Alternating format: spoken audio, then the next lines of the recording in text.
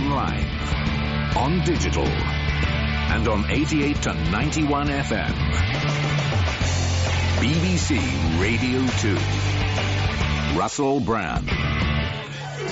That was the Beatles. This is BBC Radio 2. I'm Russell Brand. This is the Russell Brand Show. I'm here with Matt Morgan. He's in charge of some switches that operate the machines. You're right there, Matt. Yes. You look rather upbeat. You're not belittling my tasks. I'm not belittling your tasks. You are like that fella that some religions believes at the centre of the universe running things. That's or perhaps me. they call it tings. I don't know how they speak in this particular religion, or indeed if it exists. I think I might have just made it up.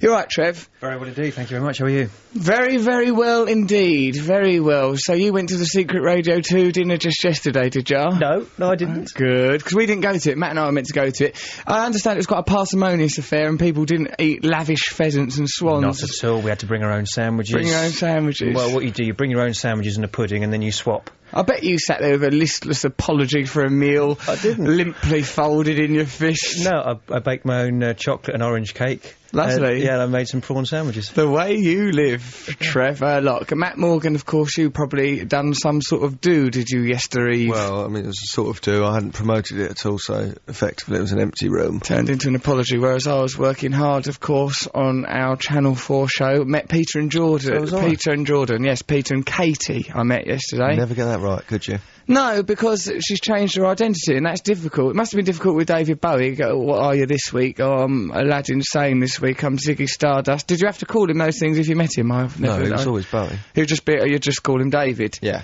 You wouldn't have to go, oh, all right, Aladdin. So what did one week. Jordan say? Don't call me Jordan. She didn't actually. She's a woman completely without artifice, which is odd given the nature of her fame, being chiefly nature of her promoted. chest. Yes, chiefly centred around a construct in the boob department. But she was completely authentic and charming. So was Peter.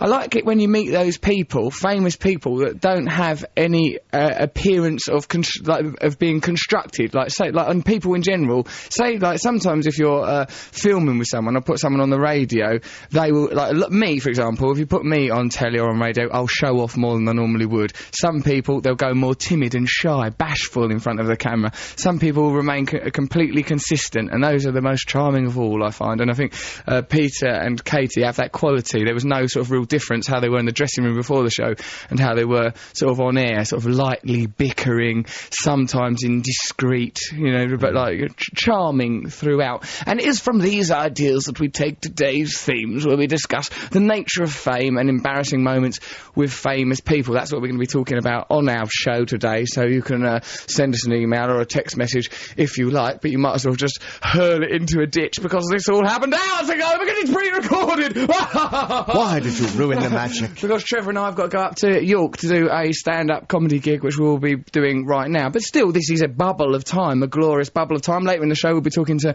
Noel Gallagher about his famous experiences. I remember him boasting, in fact, in the past to me, like, oh, when I met Neil Young, I never did nothing, because he don't like it if people want to take photographs with him. Noel does. No, I'm really worried about, like, how I'm perceived all the time, right? If someone comes up to me and has their photo done, I'll do it because I sort of enjoy it, and I'm a fame-hungry little vulture.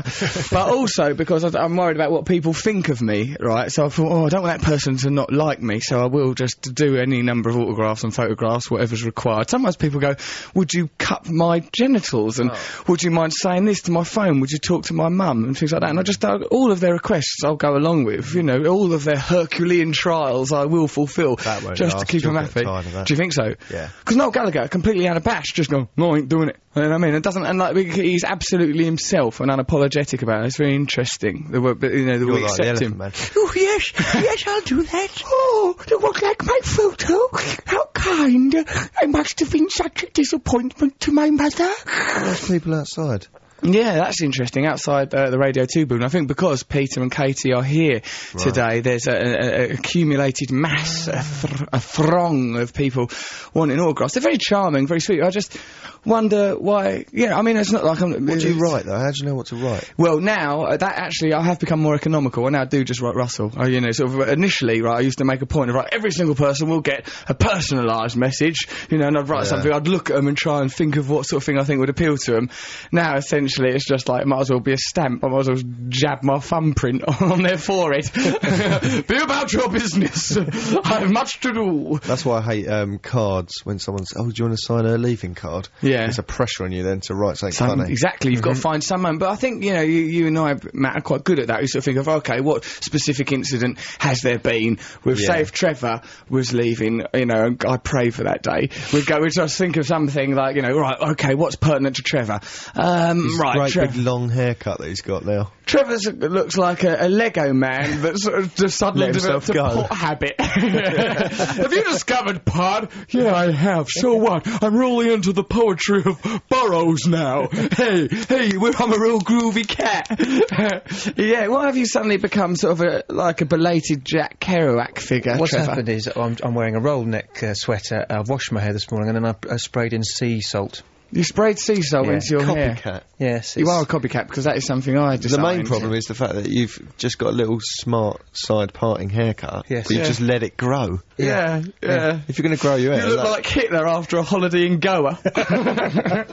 So we're going to talk about our experiences meeting famous people, embarrassing situations. This is of course promoted and provoked by Matt's blog on the Radio 2 website, bbc.co.uk, where Matt, I was so pleased with my professionalism there, I had to stop and gloat internally. I just mentioned the website almost effortlessly.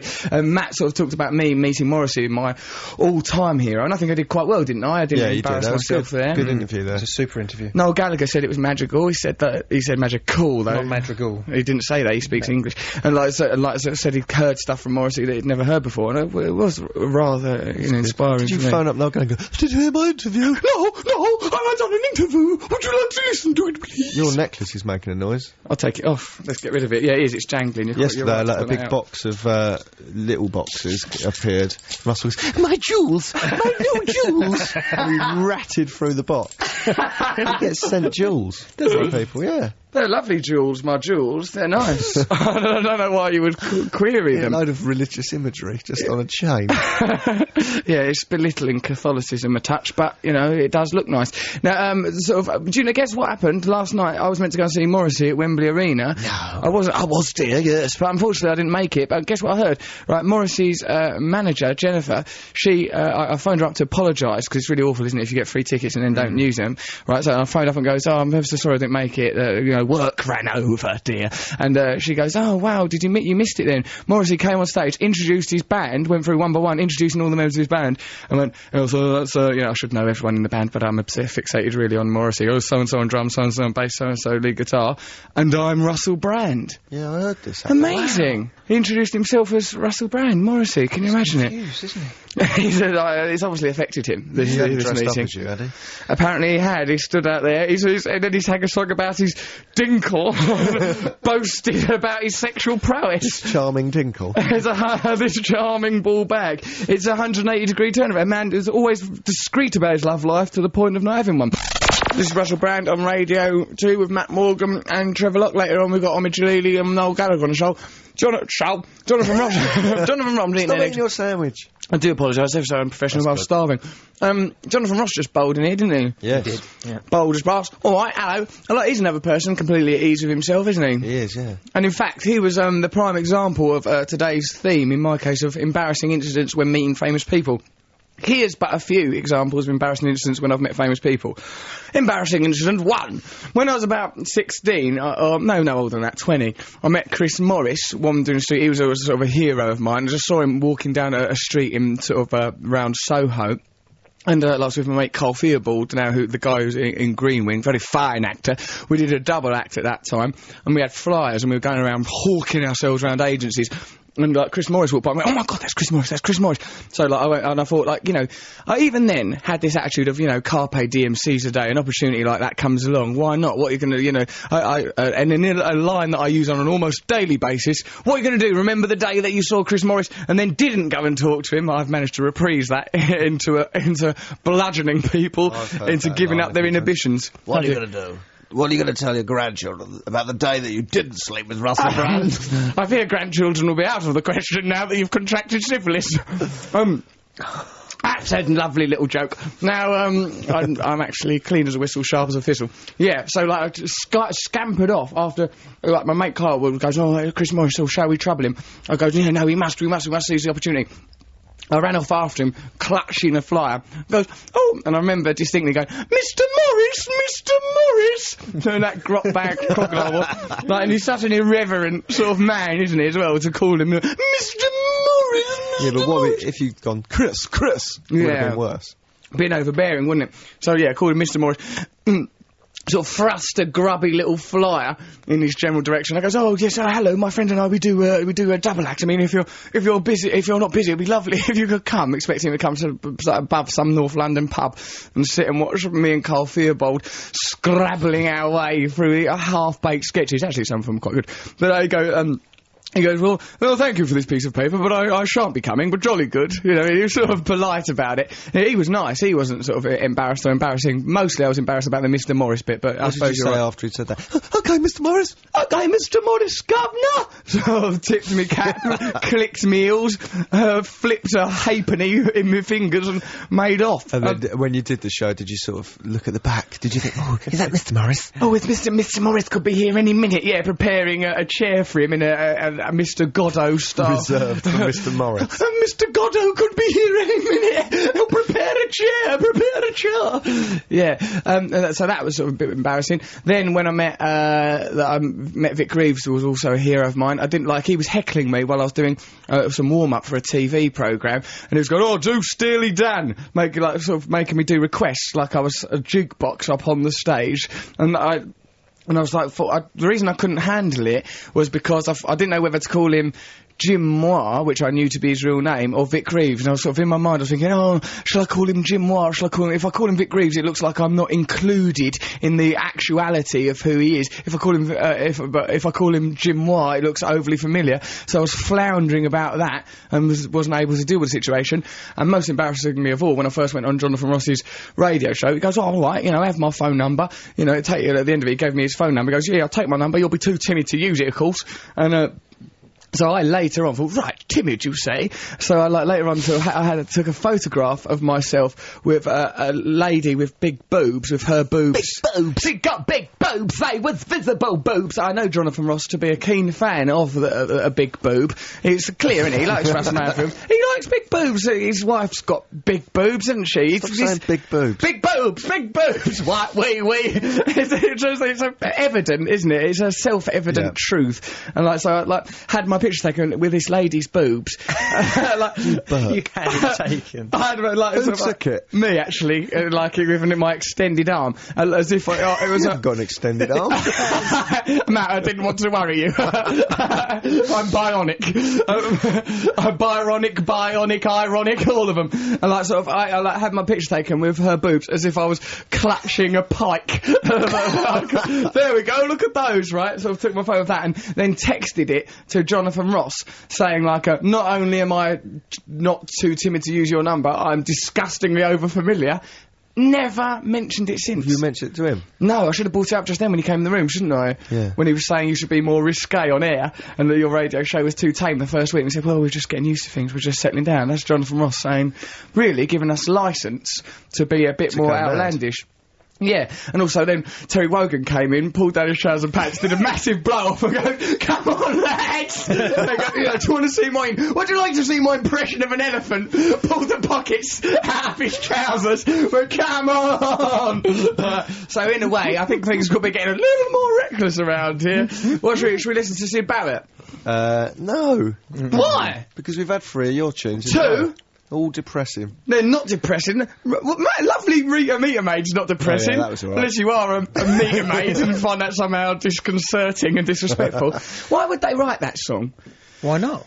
Well, I know, but I just think, what was the journey to that? Do you think they were thinking about meter maids? Yeah, there was an actual Rita that they wrote it about, a London meter maid. Yeah, I remember when she retired in 1986, they did a special report on I don't believe you, Trevor. Well, Such an old believe me, darling. I it remember when happened. she retired in 19-tickety-tick. Oh, that was It wasn't 19-tickety-tick. Blooming Al Capone got condemned, but it was tax reasons. In the end, they got him on, of course. Ness and the Untouchables, they were all over him like a rash, but then it was tax. That's not how I speak, and that's not how I dance.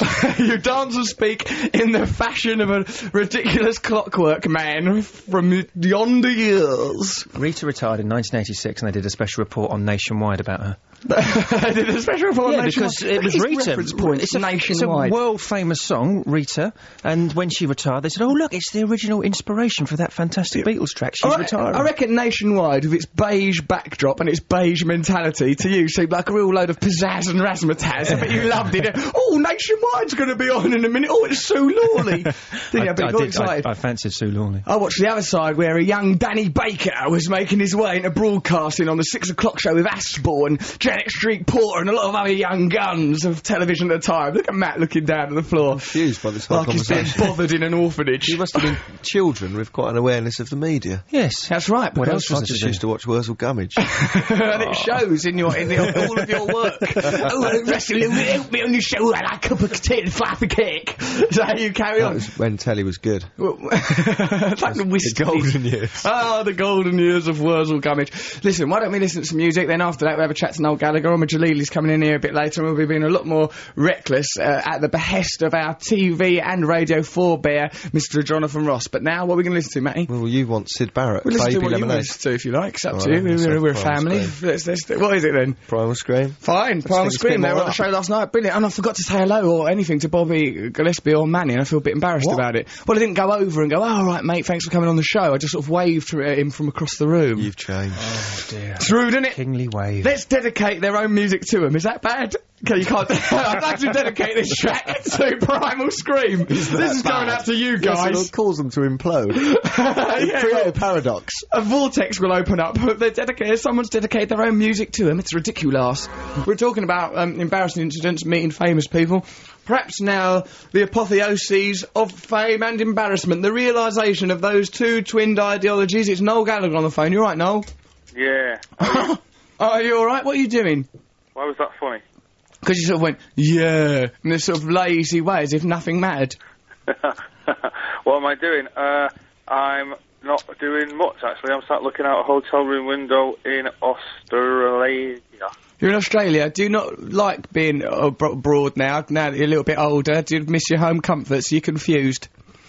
I missed the philosophy bag, yeah, and Sarah regularly changing my nappy. Yeah. That must be difficult miss for that. you. No, I do like travelling, Russell. As all human beings like travelling, I guess, don't they? I suppose All of them. sometimes some people like being nomadic, but sometimes occasionally you meet people that have never even been out of their town, don't you? Yeah. Well, they're idiots, though, aren't they, really? Those people are... Or poor. That's right. No, they fall into one of those two camps. Right, so what are you doing? You're promoting your album to Australian people? Yeah, I'm in Melbourne today. Yeah, I'm doing some of those acoustic gigs. You know, the thing that I'd done for you and the thing that I'd done at uni, kind of carrying on that kind of thing up until Christmas. Yeah, you did intimate acoustic gigs. You did one for us for Focus 12, the charity of which I'm a patron, out of what I can only describe as the goodness of my heart. You did another one at the Union Chapel was that for MenCap, Noel? Yes, it was. It was for MenCap, but these ones I'm doing are strictly for promotional purposes. I expect you'll enjoy those more, being quite a self-centred man. Well, you say that, Russell. you say I'm self-centred.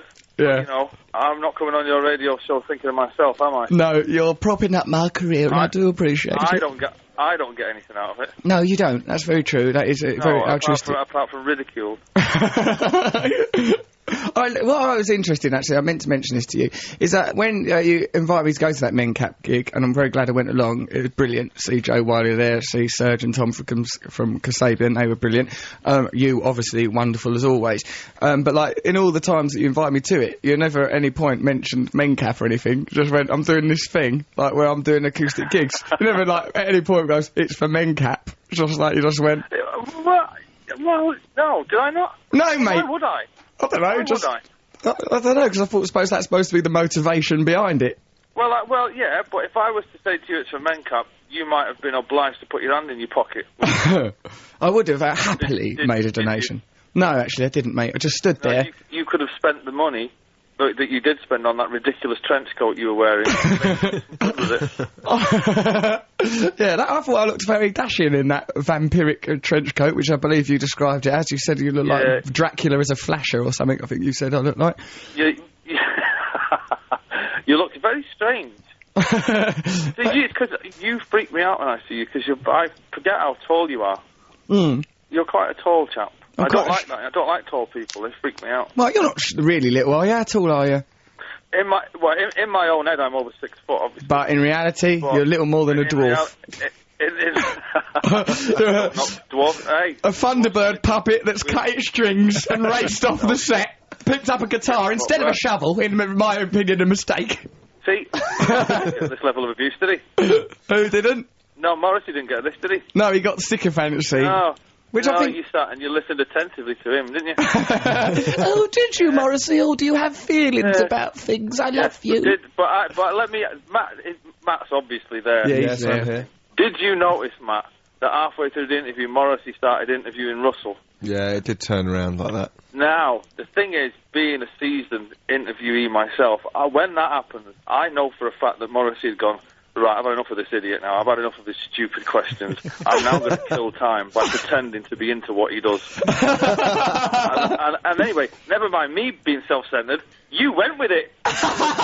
Well, this is good, Morrissey. Well, stand-up comedy is my forte. I'm looking to get into television. You're up to, you idiot. He's just thinking he's looking at his personal assistant going, get me out of here. Well, I'm sure you'd like to believe that, Noel, but actually, at Wembley Arena, only last night, Noel Gallagher, not Noel Gallagher, you're Noel Gallagher, Morrissey marched onto the stage. All I know is that there's me and then there's other people, some of whom seem to be famous. Morrissey went on stage at Wembley Arena and introduced his band one by one and then went, and I'm Russell Brand, introduced himself as me. So what make you, oh, Mr. Cynical, Judgmental Gallagher, of that fact? Of that? Morrissey is widely regarded as possibly the most sarcastic Mancunian in the history of Mancunianism. A hard-fought title. I just love the fact that you thought he was interested. So, Russell, tell me. Don't shatter that illusion. Comedy or television? Well, Morrissey, yes, well, I prefer stand-up comedy. He was honestly, interested. It was quite possibly one of the funniest things I've ever heard in my life. Oh no, another illusion shattered. Yeah, no, have you ever had an embarrassing thing happen to you when you've met a famous person, a hero, anything? Because that is the theme of the show. Actually, I've got a funny Morrissey story for you, right? Go on. I was at... Now, get on this. Morrissey requested once that I present him with a Lifetime Achievement Award at the Mojo Awards, right? Yeah. So there. Beat that. Well, he pretended to be me on stage. He probably was doing that sarcastically, Noel. So anyway, a Lifetime Achievement, get Noel Gallagher. You've just asked me a question. Sorry. Okay, right. So I go up there and I give some spiel about Morrissey being an inspiration, blah, blah, blah, and all that. And, of course, he comes up and he says, thank you, Sir Noel, you know, in his droll way. And, you know, like at these award ceremonies when the recipient and the person that gives the award, they kind of walk off the side of the stage together. Yes. Right? You've seen this happen, right? That is the protocol, I've seen it. There was somebody there that waved a pair of us off. And he walked off and I walked off behind him and we went down this flight of stairs and I assumed we were going into some kind of media room where we would do a photograph. Yeah. So we walked down this one flight of stairs and then another and I'm kind of walking behind Morrissey thinking, this is so cool, man. There's just like me and Morrissey on the staircase and a couple of other people and we walk down. He goes to a door, opens the door, leaves, goes outside the building, gets in a taxi and drives off. So I walk out the door after him, not thinking anything, being a bit drunk. The door shuts behind me, I'm left outside the thing, right? I don't know where, in Whitehall somewhere, thinking, how on earth am I going to get back in? I have to go round the back, the front, I have to go round the front going, right, paparazzi again. Yeah, I won't tell you where I've just come from. But as he got in the car, he turned around and looked at me and thought, what's that idiot doing following me? And I was kind of stood there going, yeah, in a bit, Morrissey, nice one, thanks. Oh, that's quite sweet. I don't imagine you getting embarrassed like that. That's so sweet. Well, you know, 1 minute I was thinking, you know, me and Morrissey are going to do a photograph. The next thing he's looking at me thinking, why is this idiot following me through the back, and then he gets off with his car and drives off? That's so sweet. I didn't think you were capable of that kind of tender embarrassment, following Morrissey into loneliness, and, like, instead of having your photo done all glamorously, just having to stand by some bins looking at Morrissey through a window. And then got locked outside. Award ceremonies shouldn't be like that. That shouldn't happen to you, Noel. That was out of order, that you had to endure that. It's embarrassing and awkward.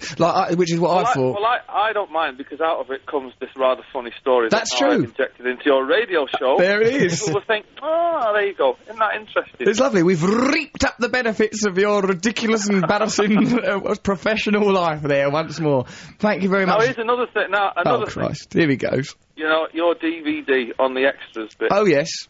What about it? There's a bit where we're doing this kind of thing. What? So, we're like on the radio, from the Six Music radio show. Yes. There's a bit where we're talking. There's some bits where you're kind of nervously looking at someone off camera while I'm rabbiting on about something. Yeah, I'm doing that now, Noel. I'm thinking he's still talking. Wind it up, Gallagher, for Christ's sake. That was a lovely anecdote about Morrissey. Now he's going to start listing things that are in his hotel room. room. Looking at someone, and when they look at your face, it's kind of going, yeah, I'll get rid of him in a minute. When he shuts up, I'll get rid of him.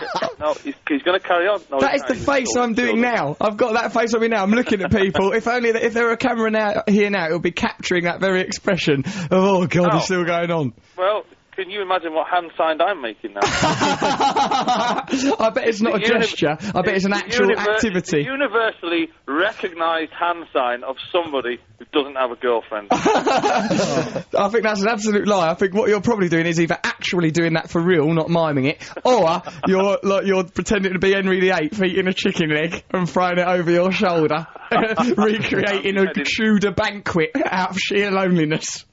I'm beheading a wench. Why not? Noel Gallagher, I miss you while you're in other countries, and I can't wait for you to return to Blighty. Thank you very much for your time. I'll be back for Christmas. Yeah, back for Christmas, but missing our television show, you selfish man. We're trying to get guests on that show. It's murder. But anyway, thank you very much for coming on this one. You're a lovely man. It's lovely to talk to you. It's a pleasure. Bye, Noel Gallagher. At any point. I'm there for the next 2 weeks. Yeah, no, we'll call you again. Well, you can be our Australian correspondent. You can tell us stuff about Australian anti-culture. Yeah, well, they don't have any, do they? No, they don't. It's, so you can tell us about that. Look, I'm doing that face now so aggressively that it's like I look like Marcel Marceau being attacked by a Doberman. All right. I'm giving you the universe fan sign that says...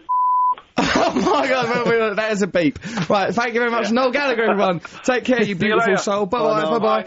There's Noel Gallagher. What should we listen to now, Matty Morgan? Jesus and Mary Chain. Let's listen to the Jesus and Mary Chain. They've based their name on the idea that Jesus' bloodline might still be alive. Jesus and Mary Magdalene had it all, then that begat a child, that begat a child, that begat a child. Jesus and Mary Chain, I think it might mean the chain, like the chain you wear. Nah. Religious iconography on it. No, it's the Jesus and Mary chain. Mary Magdalene and Jesus. Jesus had it all, according to a theory. Mary was his mum. No, but not Mary Magdalene. That weren't his mum. Don't say that about Crikey. mum. It's probably blasphemous enough that we're suggesting he had sex with Mary Magdalene, Matt. You have to take things too far, don't you? Not the views of the BBC. They were crazy times. Crazy days, crazy biblical times. Hey, let your hair down, go crazy. No, the idea that Jesus' bloodline live on, like as explored by that Da Vinci Code thing and various other Knights Templar type mythology. I wonder if Jesus' progeny were alive. I wonder what those guys would be like. Something to ponder. Probably they'd be good orators, wouldn't they? Confident, long-haired, dashing types, I imagine. Different Russell Brand on Radio 2. What track was that then, Matt? The Hardest Walk. Oh, the hardest walk. Perhaps that hardest walk is when you traipse behind Morrissey in the vague hope that you're going to get your photo done with him, only to be left in an alleyway, locked out of an award ceremony, much in the style of Noel Gallagher, as he described. As I had to walk across that stage. Now, that would have been a hard walk. Dear old Lulu. Now, this is a timeless Matt Morgan anecdote about the occasion where he, at his, was it art school or university? University. You were at university, all your diplomas were presented by Lulu, who was not an alumni of the college. I mean, everyone's diplomas. I'm surprised you've got any. The way you carry on, you What have you got? Drama school. What'd you get when you graduate from there? Well, actually, I was thrown out of a week to go, so I got his tears and recrimination. A special pair of tights. I got a lovely little tutu and a pair of silver ballet shoes. God, that must be awful. The ceremony of everyone graduating from drama school must be a right show. Thank you for my diploma.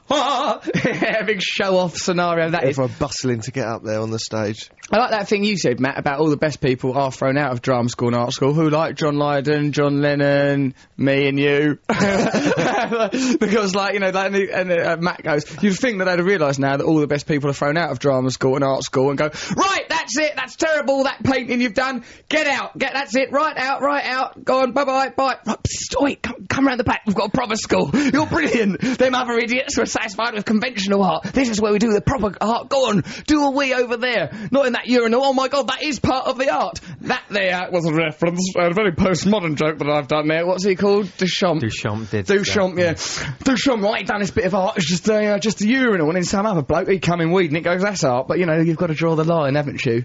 Manzoni tinned it, didn't he? It tinned his whoopsie. Yeah. And called it art. Giacometti, wasn't it? Giacometti? Giacometti did sculptures. Yeah, but I thought he tinned some poo as well. That's a very broad spectrum of a broad body of work he left. Here I have done the infant Samuel of prayer, and over there I've just popped in a tuna can. Well, they're both very good. I'm very impressed. It's difficult to judge. You could have two rosettes. So Matt was at his art school. No, not art school. University. At the Barbican. It was a huge ceremony. Huge ceremony. Was it? Great big audience. Yeah. A lot of press were there. A lot of regalia. Lulu there herself. I don't know why Lulu was there. Not an alumni of the college. Odd choice, isn't she? I think they probably start off thinking, let's get someone relevant, then work their way down. No, I think she was connected because it was a big music department at my university, so I think she was something to do with that. Right. But so she was dressed in a gown and stuff. She had a gown and a mortarboard on? Yeah. Oh, look, that's ridiculous, isn't it? Like when Prince Charles dresses as an admiral, you think, why are you doing that for? Well, yes, well, he's leader of the armed forces, isn't he? Yeah, but still, he should just dress up as a cub. Doesn't make sense. He's not done any wars. Go and do a war. Go and join in one of the other ones that there's going on around the world. Go on, earn your badge. Go on. So Lulu's there in a mortarboard and a gown, presenting one by one the diplomas to all the worthy, educated young people of that university. And as I recall the story, Matt Morgan there, and Lulu's shaking that. What is it? It's on the stage. It's Everyone awful, walks up some stairs, across the stage. Lulu's in the middle. She shakes your hand. She gives you a diploma. The worst thing is, your name's read out. You walk from. It was about 20 metres from the side of the stage to where Lulu was. So you've got a little twitchy walk of, oh my God, I'm walking towards Lulu. But also because your name's and people are clapping, you sort of on that walk sort of feel like you should turn to the crowd and go, "Yep, that's me. Yep, I'm Matt Morgan. This is me getting my diploma." Thanks for the clapping. Love the clapping thing you're doing there. It's a good celebration of my achievements. So it's really nerve-wracking because you're waiting to go up and then everyone's sort of like just released across that stage. Yeah. And then suddenly it's your turn. And everyone one by one was coming out with a pithy thing to say to Lulu. Go, all right, darling, you make me want to shout. Relight my fire, love. All the lads one by one. Her, some blokes kissed her, handshake, maybe a hug, 2 kisses, 1 kiss each side, 1 on the lips, he's a cheeky one. All these people doing different little takes of the receipt of a diploma.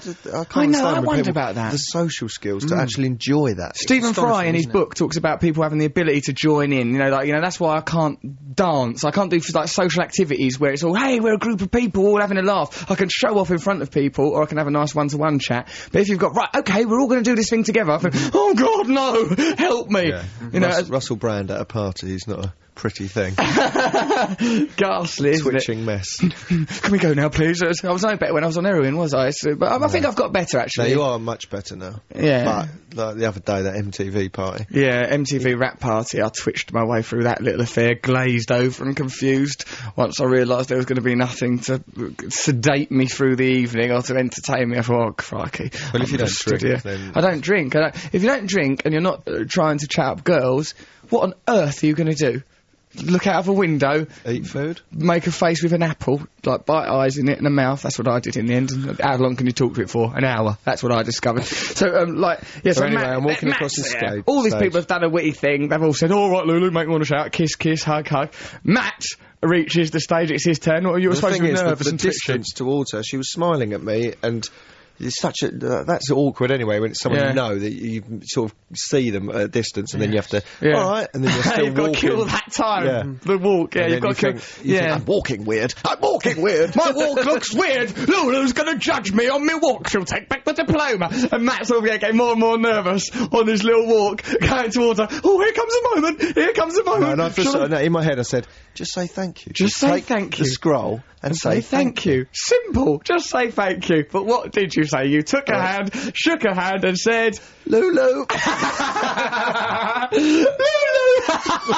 You just said her name at her on the stage in front of you. Oh, you poor, silly, ridiculous boy. There's a similar story about Nanette Newman. I've moved away from the microphone. Nobody panic. Jonathan Ross said, be more avant-garde in your presenting. Perhaps we could try a silent radio. Where's that Nanette Newman lady? She says she went up to Nanette Newman and introduced herself. Oh, here we are. Carol writes, Matt, the people are addressing you now just because you do the blog. Can't you put this by me and you?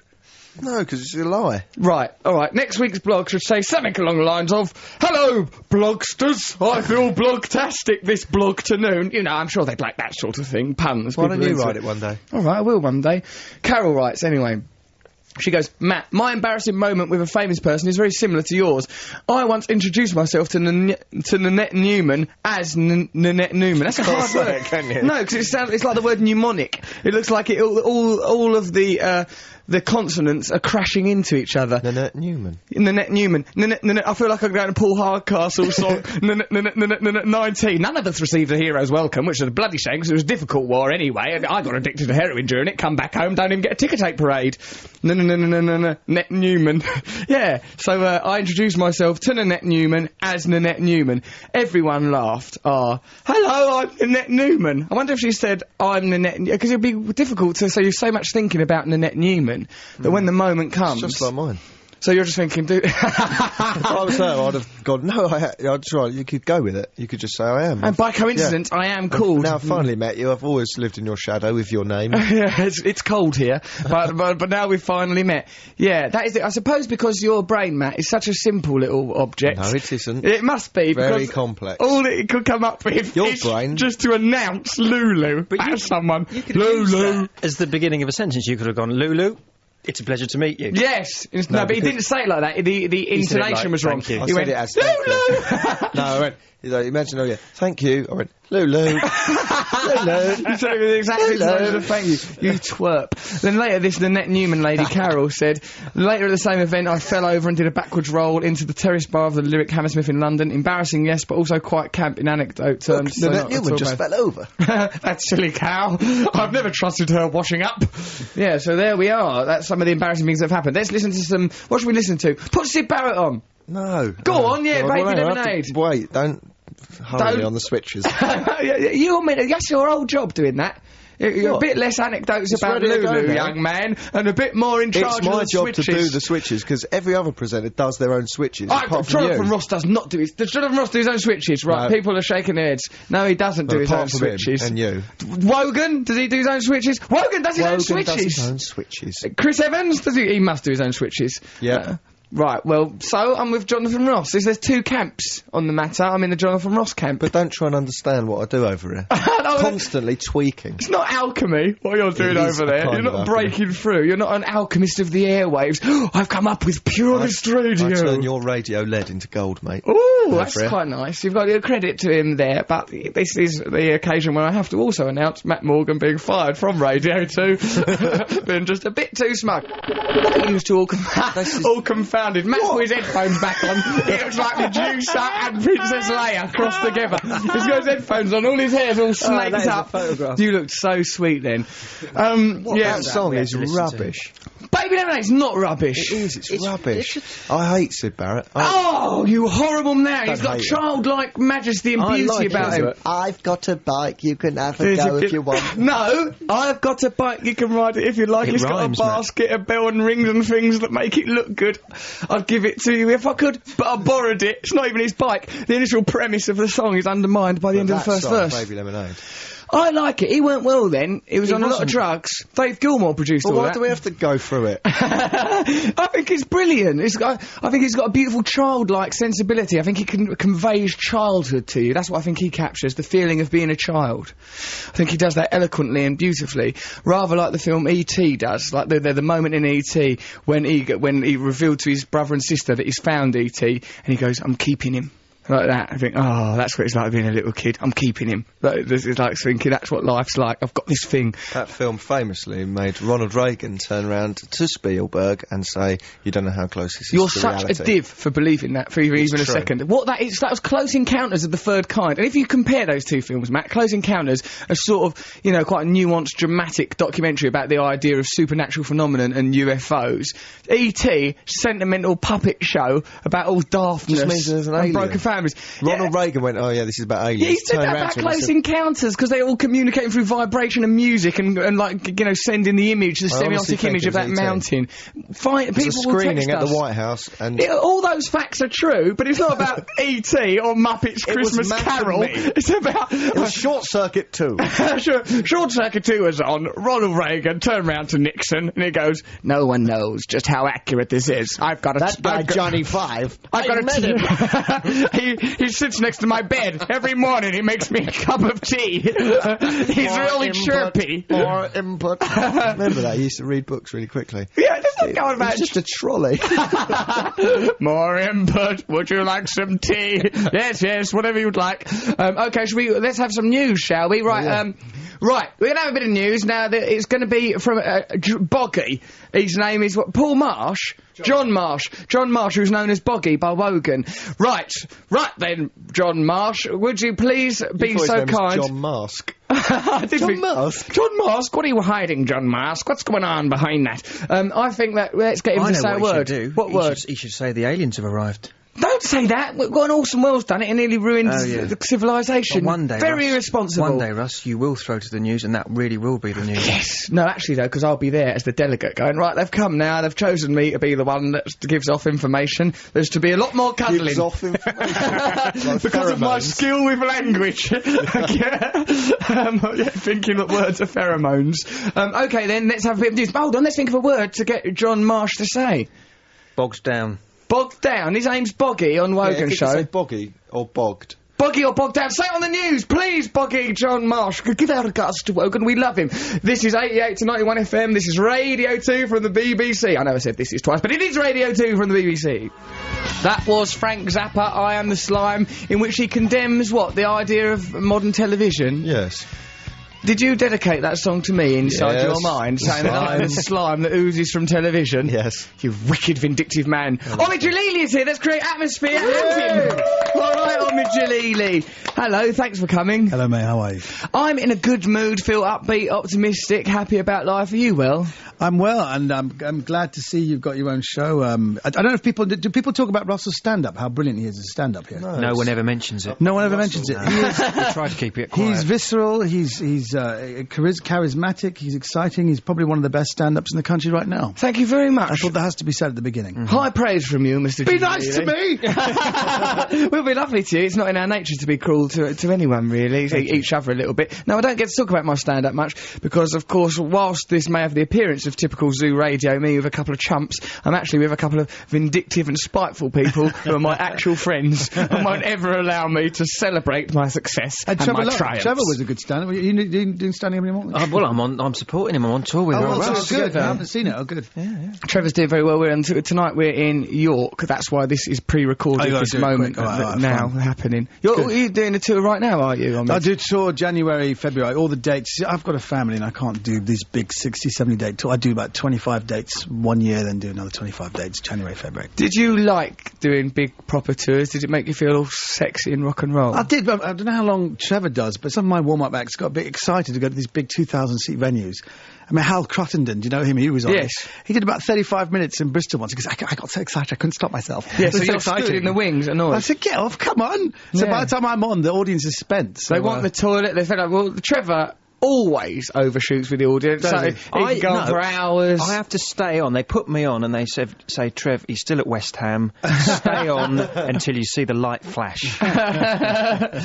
See the light flash or a tunnel of light emerge with Christ at its end beckoning you to your climax. Yeah, well, actually, Trevor, I think you've been a wonderful support act. He never really gives me any But trouble. it's fun touring, isn't it? I mean, do you enjoy it? I think I like it. I find it difficult to judge live life. You know, like, sort of like, I'm not very good at categorising things. I sort of see myself just falling through existence, finding it difficult to go, right, do I enjoy this experience? I know I like the actual performing. I don't think I like being in the car travelling there very much. You probably see, you're one of these rock and roll kind of acts who gets lots of really busty blondes waiting at the stage. You see my audience, I've always these two fat munters in veils. Please have your autograph, please. That's all I get. So it's I not, get them as well. do you? It's not really something you look forward to, but I do like the fact that you can see your own audience, because they're the people who really come to see you.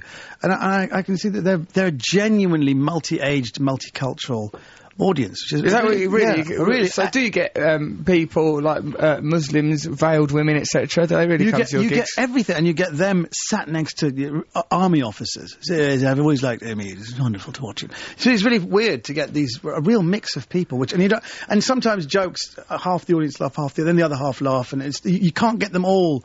Some jokes get them all laughing, but it's a very weird experience, but very enjoyable. What I think you do is you generate lots of warmth and charisma. I remember seeing you quite near when I first started doing stand-up, is that you very own a room very easily with charisma and energy, and being sort of bounding and sort of light on your feet and warm and engaging with people. But that was 2000, wasn't it? you started around 99, 2000. I remember you. That's right. Do you? I came to see you twice, actually. I saw you come and do your own show with you were sharing it with Shafi Hossein. Yeah, Shafi Hossein. Do you remember that? I remember thinking, this guy's he's great. He really just needs a bit of experience. I did need some experience, and I certainly got them on me. They very nearly killed me. You need some life experience. Yeah, I've had those now. Awful business, really, and I shan't be doing it again. Rowena Banks, the writer and partner of David Bovadil, and brilliant comedian in her own right, I should add, from Absolutely. She was that little girl one in Absolutely, and she's in Saxondown and everything.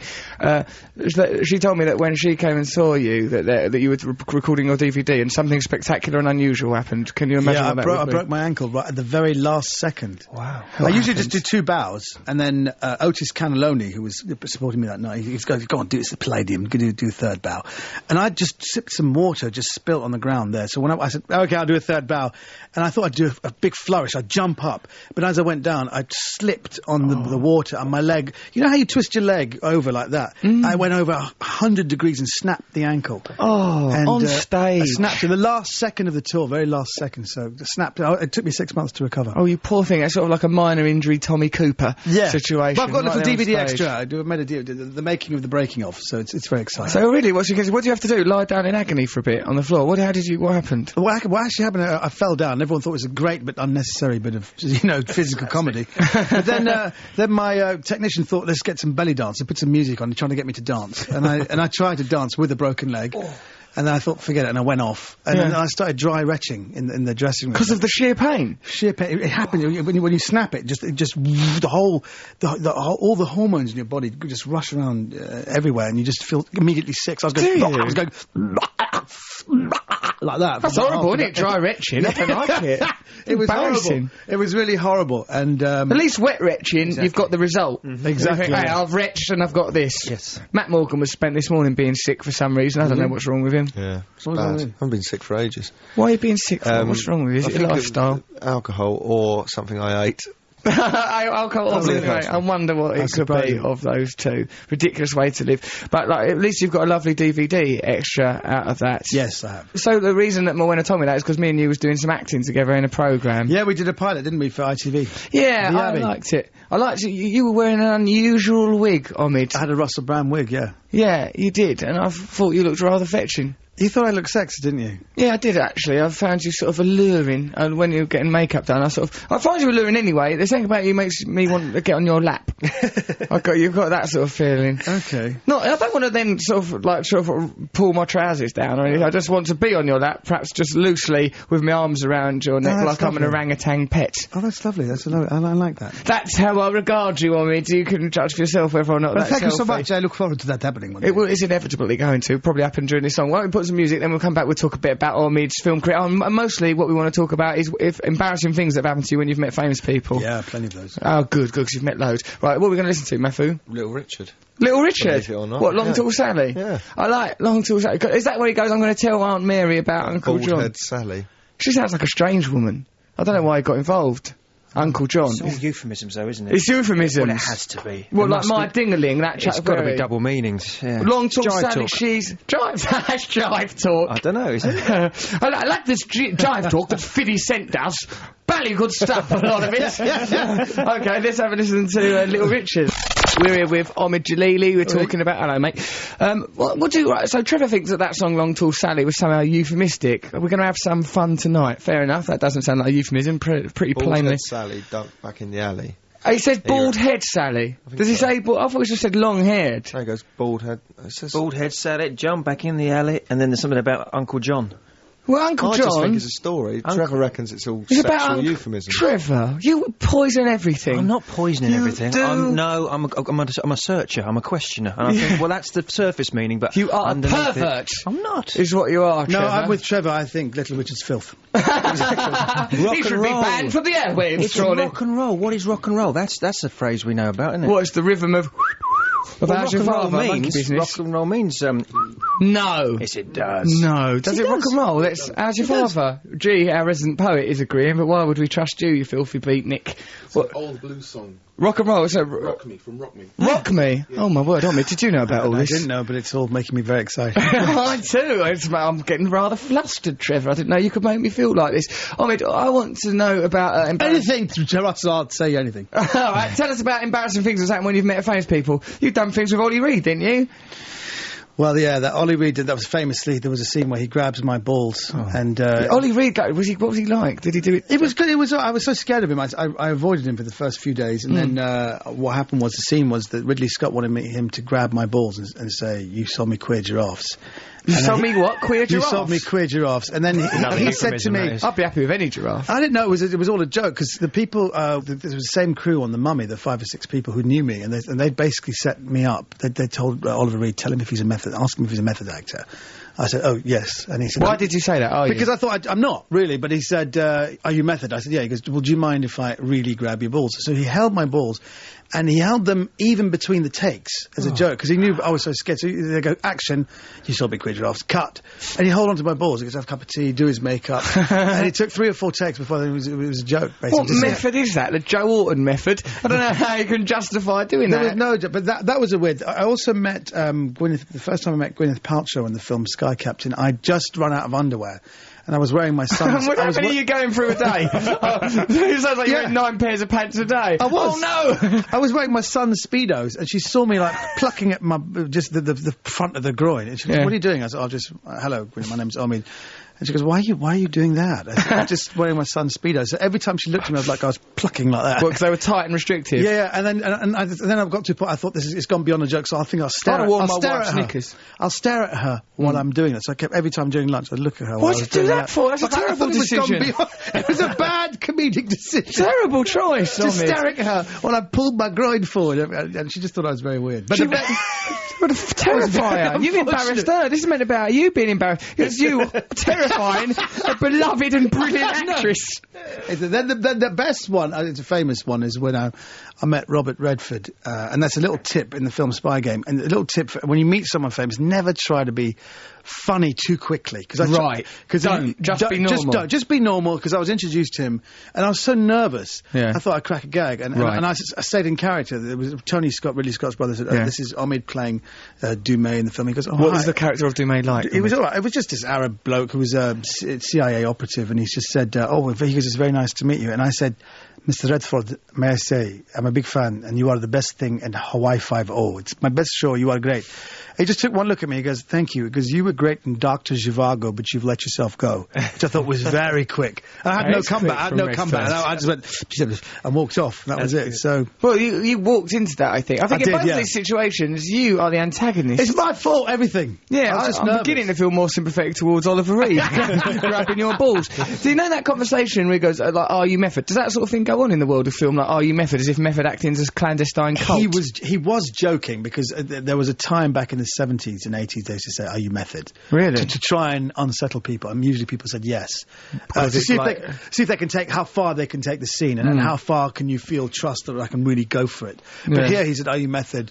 Just trying to get at my balls." That was the idea. So I fell into Sounds that like the best method of all, really, if you get access to people's ghoulies out of it. Exactly. So, because, like, I want to do a bit more of the old acting, and I'm actually method. I went to a method acting school, drama centre in London. The method acting school. The method acting school of this country. A lot of time crying in the nude, but that was after school, actually. I didn't have to do that. What are you looking at me? Why are you sneering, Morgan? Because surely, you can't go and be a taxi driver if you're playing a taxi driver, so... You could. You can, that's what some people do. They get a job. That's what you're meant to do. Yeah. Like work experience for a day, or do you have to go... Or you could do it for longer. It's up to you. I suppose you could decide yourself, can you? Have you ever done anything like that? You've gone, right, I'm being a slave trader. Right, this is going to be difficult to research, but, the part demands it. It's weird. I met someone else from the drama centre, actually. We were doing a play back in '89, and he decided that he'd animalised his character as a monkey, and he wouldn't come on stage. We couldn't find him. We found him literally hanging upside down from the rafters, going, ooh, ooh, ooh, ooh, ooh, and people kept saying, "Clive, come down, Clive, come Which down." must have confused him, because that's the name of Clint Eastwood's sidekick. That's a good point. Clyde. No, but he wouldn't come down, and he wouldn't come out of character. He stayed up there as a monkey. That would annoy me, because I wouldn't accept that he actually thought he was a monkey. Yeah, he did. But come on, mate, get down. Exactly. Don't be daft, have a banana. You'd have to find a way of coaxing So he wasn't him out actually of it. playing a monkey, he was playing a man who was... He was playing a man who just animalised his character. Yeah, to help you change your physical another form. method.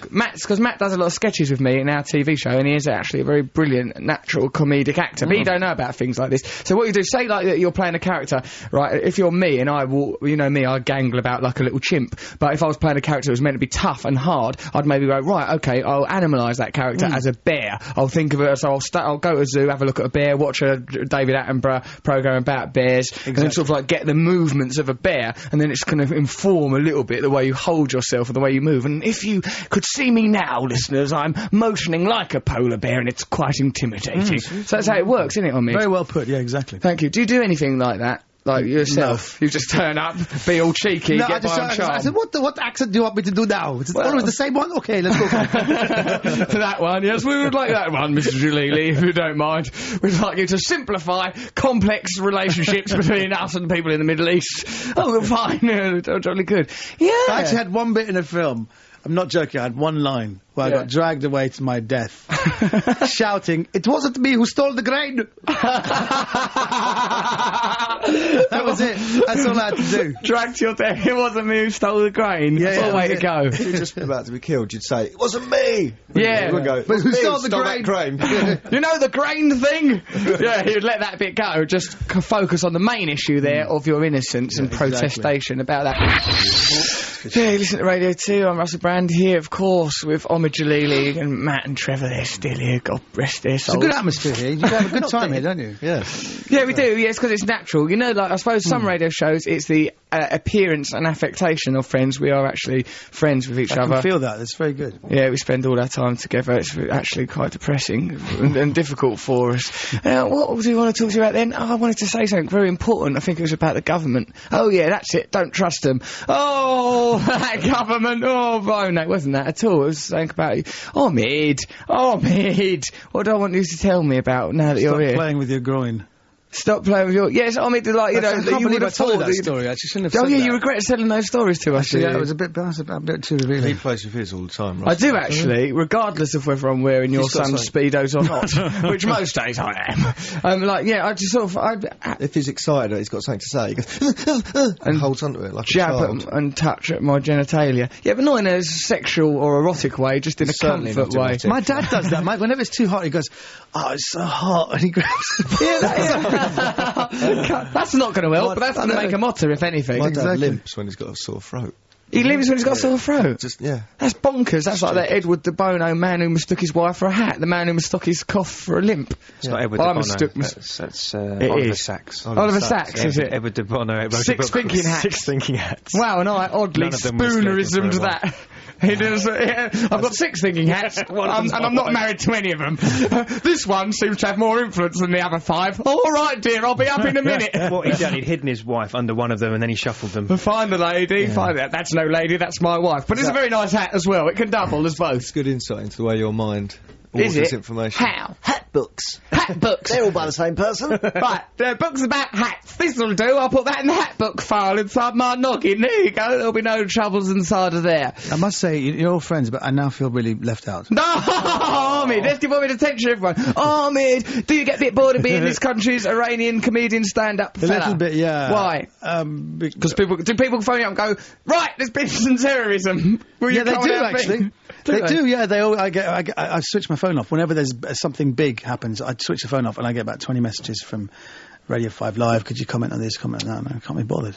Right, and that shows the lazy way people think. It certainly makes up for my Edward de Bono mishap. If every time there's something involving terrorism, get Omid Djalili on the phone. Well, do you know what? They called me... He probably did it. In 1998, they called me up. They were saying, hello, this is the Sunday Times, and we want to interview you because you've come from Iran and you're storming the comedy circuit. So, I said, sure. He goes, so, where were you born? I said, I was born in London. She goes, do you speak... Your English is good. I said, yeah, I'm a Londoner, really. She goes...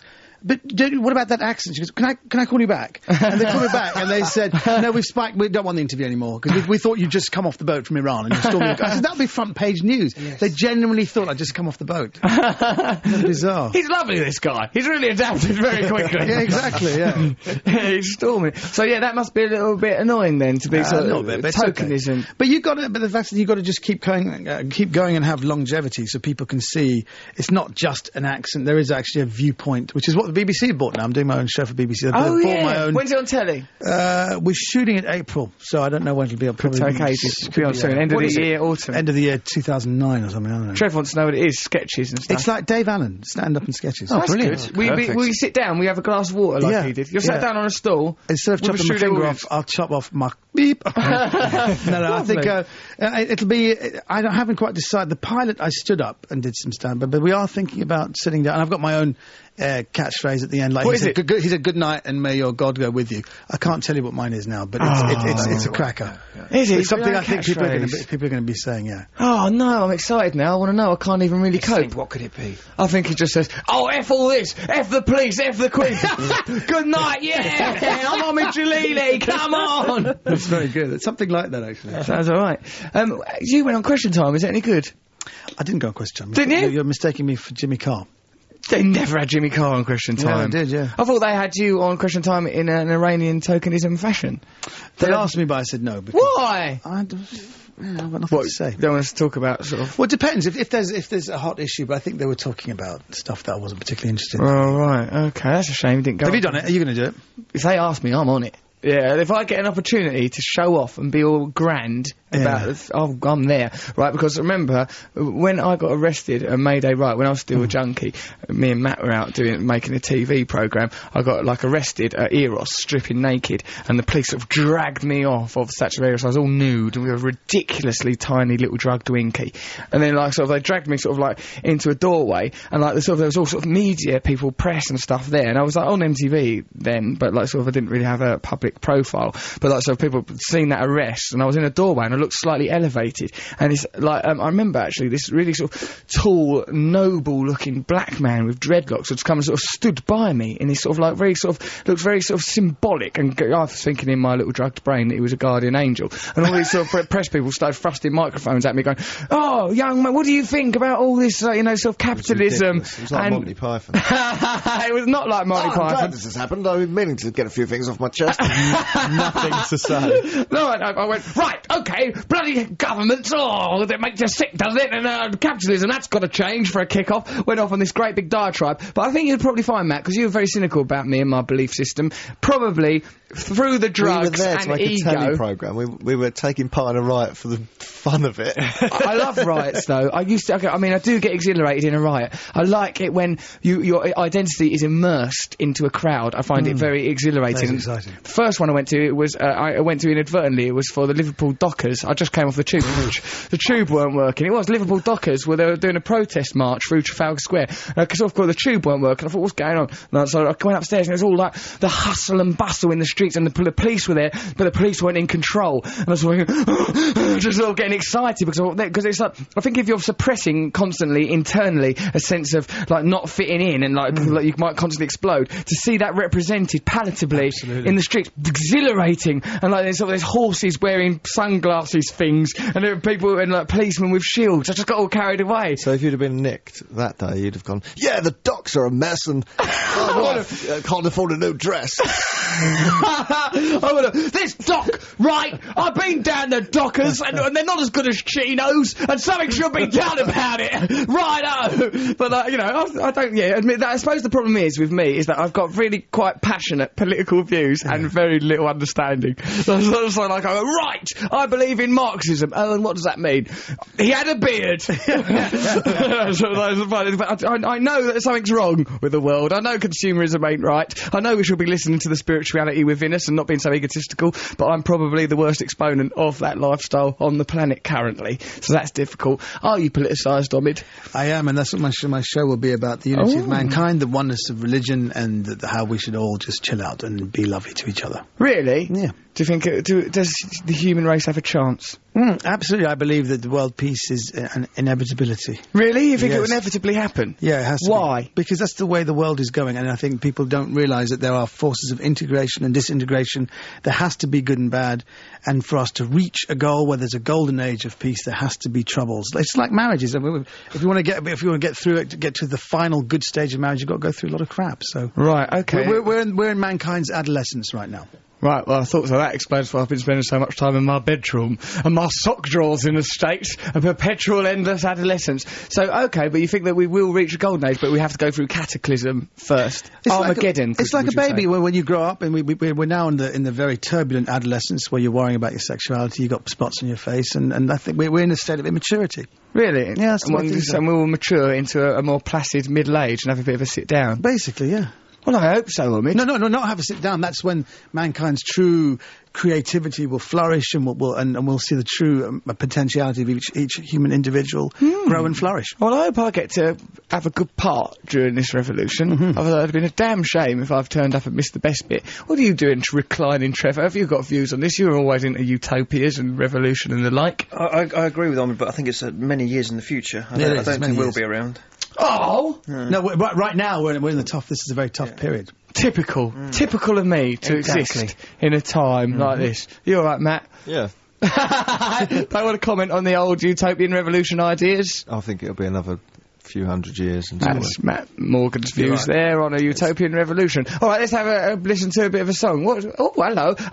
Omid's tour dates. Omid, right, I guess Omid, you've got to go and look after children, don't you? I do, yeah. They are yours, are they? Yeah, they are. Thank heavens for that, otherwise it's not one obligation too far. Right, so there's someone to play. In January, you can see Omid in Oxford, Wickham, Halifax, Finchley, Salford, Dartford. This tour's badly organised, mate. It's all over the country. It's ridiculous. Who are you with? Who's looking after this tour? Bound and gagged. I could drive a bus through that. I did this tour. I'd like to reorder these dates, but that's January. February, Newbury, Sheffield, Wimbledon, Hayes, Stafford, London, Camberley, Tehran, St Albans. I just threw that in. I threw that in because, you see, now. Just go to my website, www.omidnoagenda.com. Go to Omid No Agenda, although, ironically, he has got an agenda, and that's to give you his tour dates. Very clearly stated. Thank you very much for coming. Thank you, Omid Djalili there. Yeah, goodbye, lovely people. Thank you, it's been lovely to have you. What should we listen to, Matty Morg? Zeppelin. Yeah, Zeppelin, let's play on Zeppelin. Yeah, let's go. This is for you, Omid Djalili. So, that's like Nicola, who does my makeup, just had a little baby. It's called a girl. It's called Hermione. Now, we did say to her not to call it anything from pop culture currently. She was either going to call it, Harry Potter. She was going to call it Harry Potter, Hermione. You know, she just had some odd zeitgeisty suggestion. But isn't it lovely? She had to go through 40 hours of labour, and then 40, then she had to have a caesarean at the end of it. Oh, God. That's a pain in the arse. Might as well have the caesarean in the beginning. Not the arse, mate. Yes. No. Well, unless I'm very confused about sex, Matt, that's precisely what goes on. I don't know. That's how I've been conducting my affairs. No, it's lovely, isn't it? I'm really glad she had a baby. We'll have to go and see her, get her a present and everything. Yep. What do you get a baby, though? They don't want anything, do they? Little booties. Buy her a present. Knit some booties. Booties, and we'll get her a present as well. Let's get something really ostentatious and flash Like, let's turn up with it. Yeah, let's turn up like Elvis and like wearing big gold satin suits. Go, yeah, we've bought you this thing. We're no use to you whatsoever. That's lovely. So happy birthday to that baby Hermione that Nicola, the makeup lady's had. But anyway, that's probably quite the listenership of that particular issue is probably 9 or 10 people that are actually affected by that. So what we're talking about, hero worship. Were we? We were talking about, oh no, not hero worship, embarrassing blunders in front of heroes, more likely. We've got some emails and stuff there. Oh, yeah. Well, go on, Matthew, read out an email, see if you can do it professionally. Let me have a go. Already rubbish. Jilly Prime. That's good, isn't it? Jilly Prime. Jilly Prime.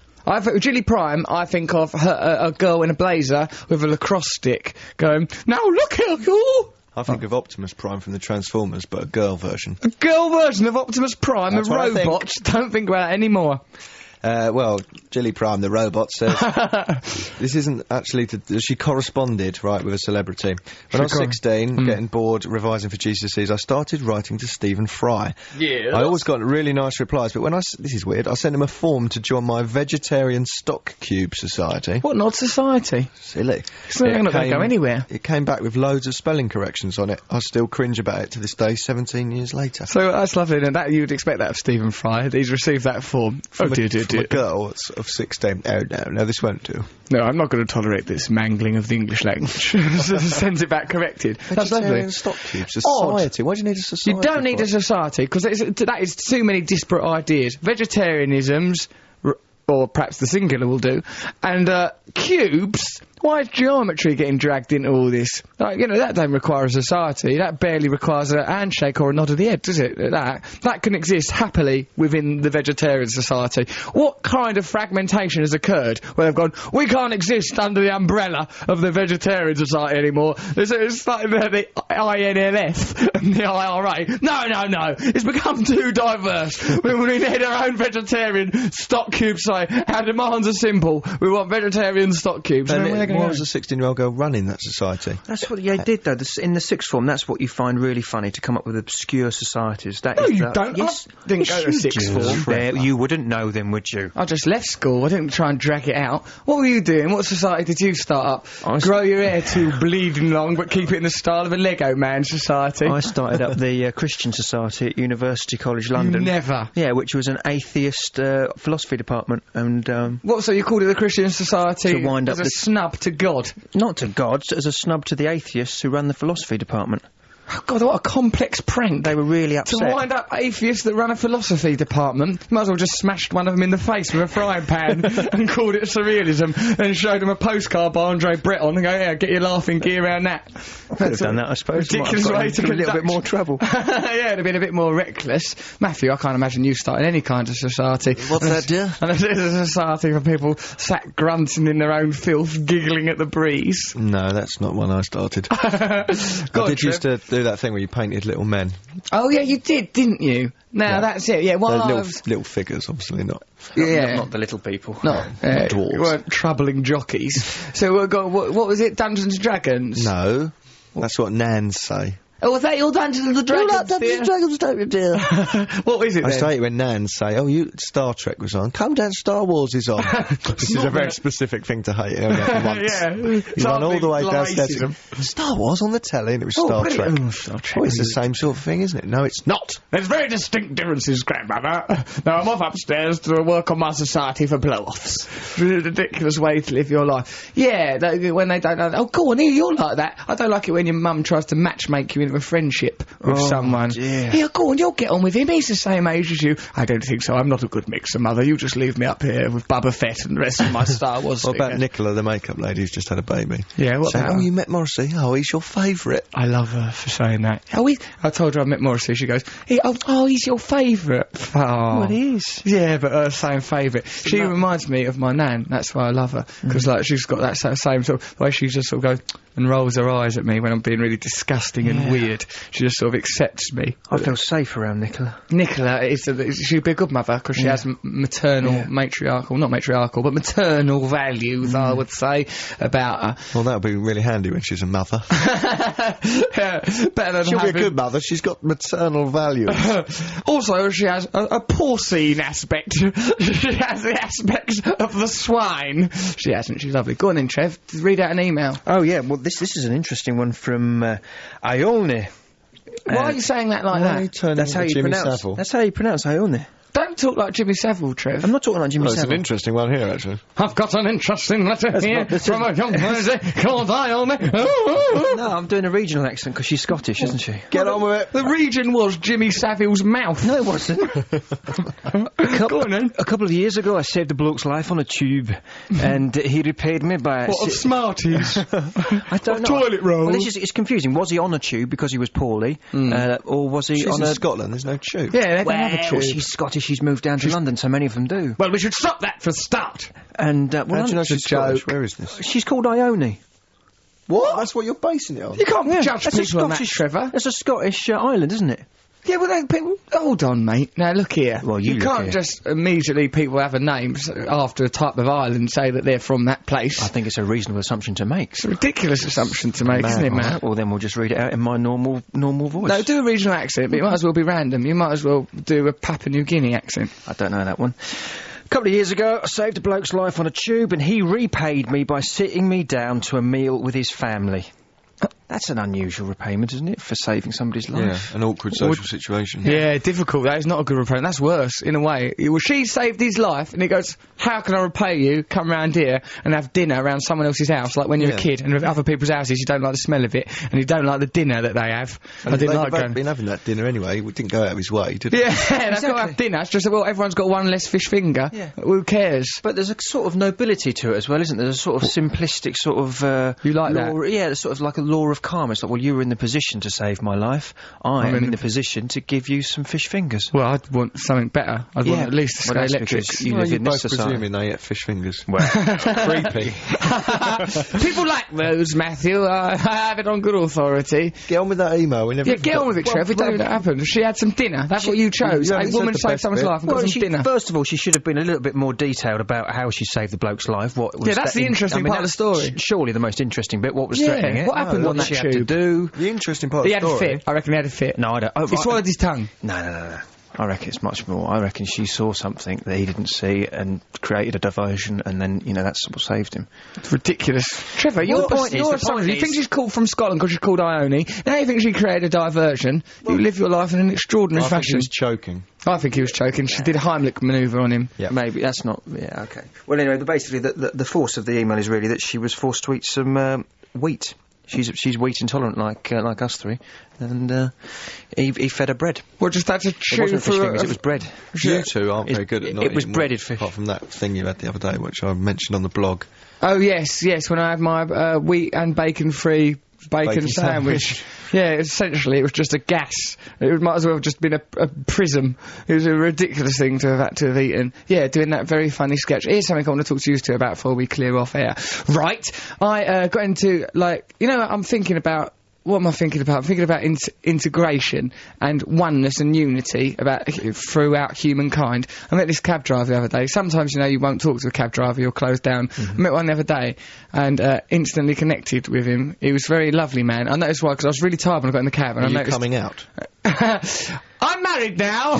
and I noticed he turned down his CB radio. Or what? CB radio. He turned down his CB. Star Wars is on the telly. Do you want some Cracker Jacks? But he turned down his radio, and I thought, oh, that's sweet. He's seen I'm tired, and so he's turned down the radio. Therefore, I won't do this blow off that I was planning. So I didn't do it because I thought if he's been kind enough to do that, You're so I won't much do like it. Jesus. This In is a the way, future, Matt, he's really. People caring for each other. compassion in a way, isn't it? And then he took me to the doctors where I had to have some UV treatment.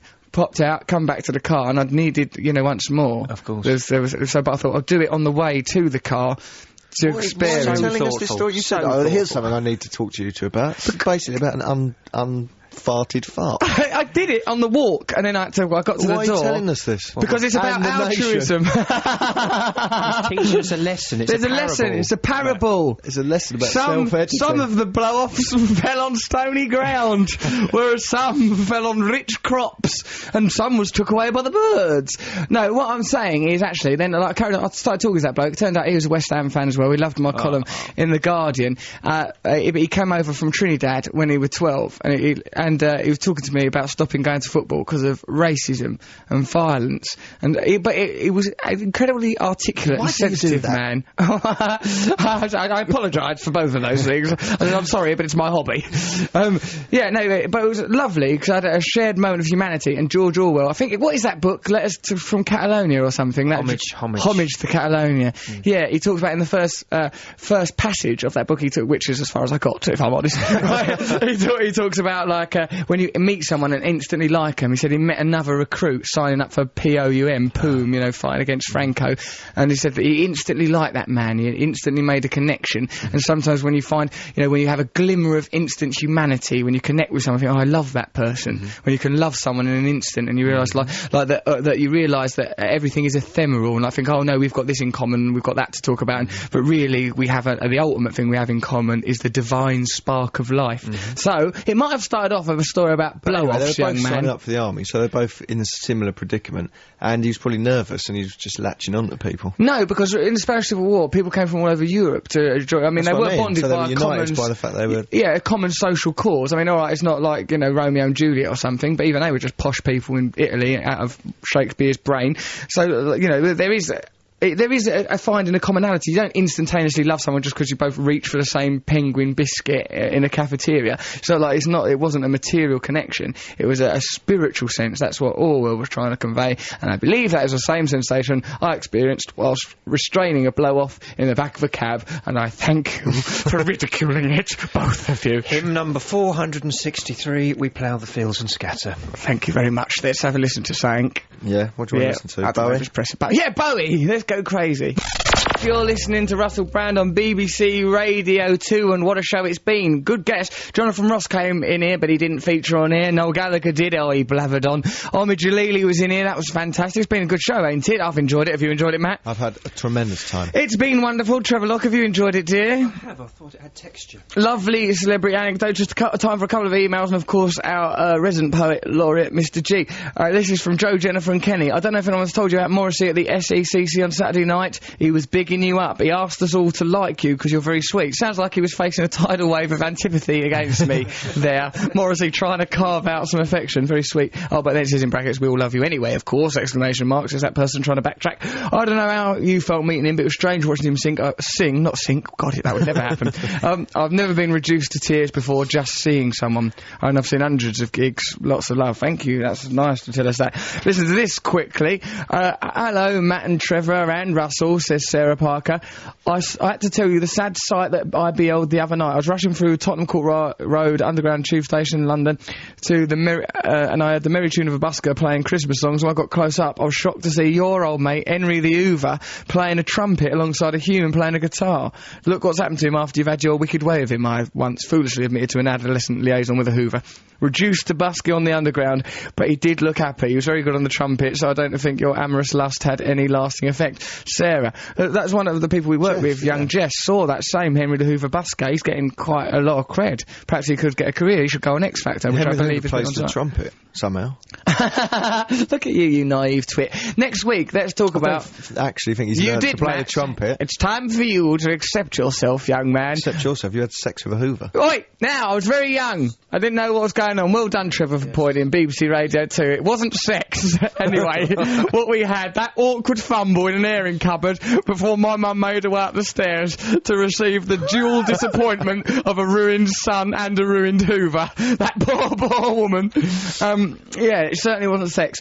So, and then, look, finally, a person who's talking about their embarrassing not sexual encounters, Jesus. This is Hayes Robertson. She said, look, her first ever celebrity encounter was when she was a child of 9, and the person was Matt LeBlanc, who was visited. Remember when Friends came from there was an episode of Friends in London? Yeah. Joey, Matt LeBlanc. She goes, she saw him in a lift. He got into the lift with me one morning because they were at the same hotel, and she said I got a fright. After he said hello, I stared at him and actually did a bit of dribble out of my mouth. That can't have been nice for Matt LeBlanc to be subjected to that, can it? Staring and dribbling.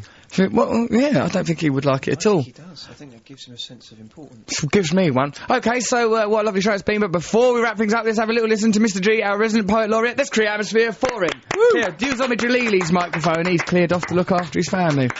Okay, it's a poem about embarrassment. Gather around, boys and girls, and let me tell you a tale. Throw another log on the fire and pour yourself a flagon of ale. As we recall times when we've met famous names we respect, but embarrassment seems to infect our attempts to keenly impress. Don't ever mention to Gwyneth Paltrow about Omid's speedos. Perhaps he was moved in the same way that Little Richard affects Trevor's libido.